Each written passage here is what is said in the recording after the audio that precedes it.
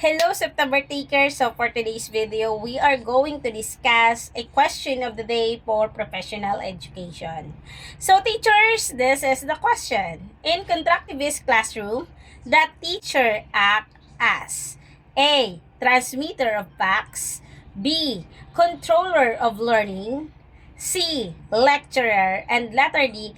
Facilitator. So dito sa apat na choices na to, what is the correct answer? Again, ano nga po yung pinaka-main point or kine-question ng question sa LET? In constructivist classroom, the teacher acts as. Okay, so ano ang unang tatanggalin natin since elimination method ang gagawin nating techniques? Okay, tanggalin natin sa lecturer. Bakit mali si lecturer? Kasi po, pag sinabi nating lecturer, ito yung method kung saan nagsasalita lang ang teacher at nakikinig ang mga estudyante. Ibig sabihin po, ang lecturer, hindi po ito ang focus for constructivism dahil mas active ang participation ng learners. Kaya po mali si lecturer. Maliwanag po ba, teacher? Aside of that, si teacher is one of the example sa lecturer, pag tayo nag-undergo ng discussion sa mga bata na nakikinig lang, okay, so that's the lecturer. Passive learning lang po ang nangyayari sa mga estudyante. Okay, so next, natatanggalin natin, teachers, is si transmitter of facts, si letter A. Ano ba si transmitter of facts, teachers? Si transmitter of facts po, teachers, ito ay isang gawain ng isang traditional teacher kung saan ang teacher lang ang source of information. Okay? Pero sa constructivism, hindi lang basta binibigay ang facts.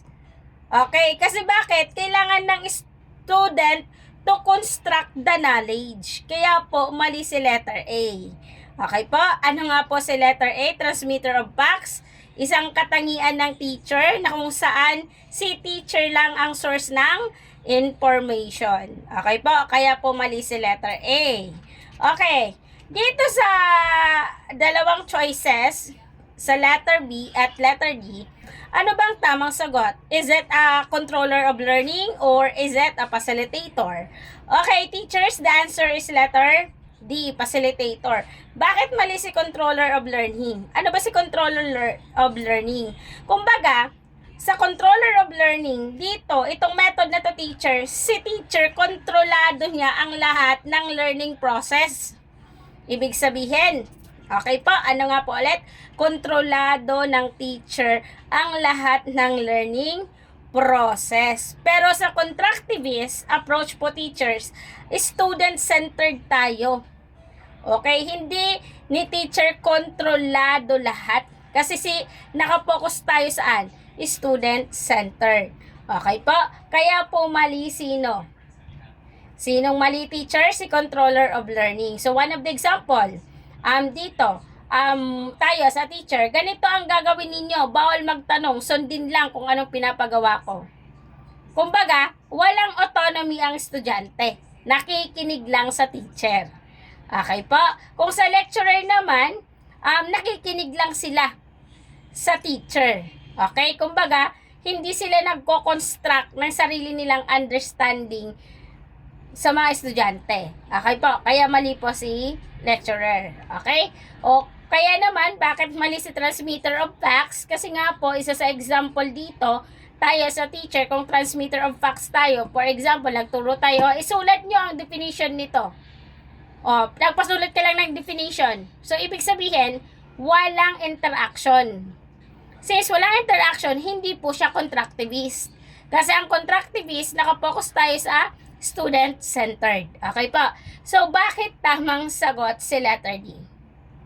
Anong ibig sabihin ng constructivist classroom? 'Di ba? Sa constructivist classroom, dapat ang estudyante ay aktibong bumubuo ng sarili nilang kaalaman or tinatawag nating we need to know that the student construct their own knowledge. Okay? So, ano ba yung role ni teacher para ma-implement natin ang constructivist? Isa sa role ng teacher ay, nagbibigay tayo ng mga guide question. Hindi agad sagot. Okay, nagbibigay tayo ng guide question kasi as a teachers, we are a facilitator. Ano pa?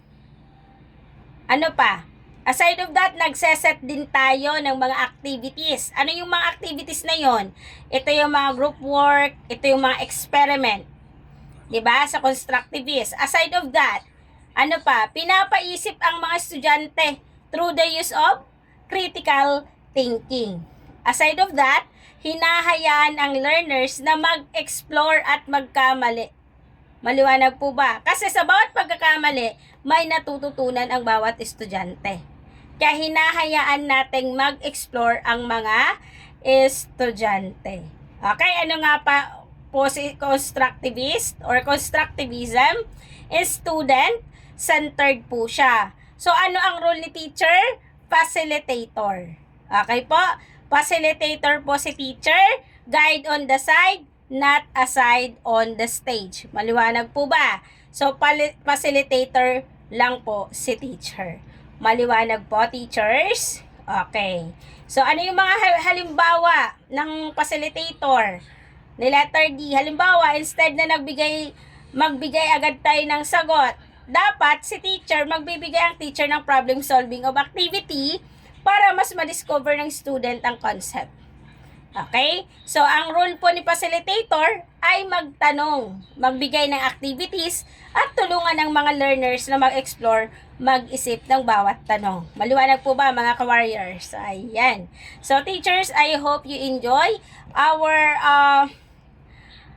enrollment for TLE and TVT. It is ongoing. Don't forget to follow, like, and share Maestra Bicolana for my Facebook page and also for my YouTube channel. Kindly subscribe.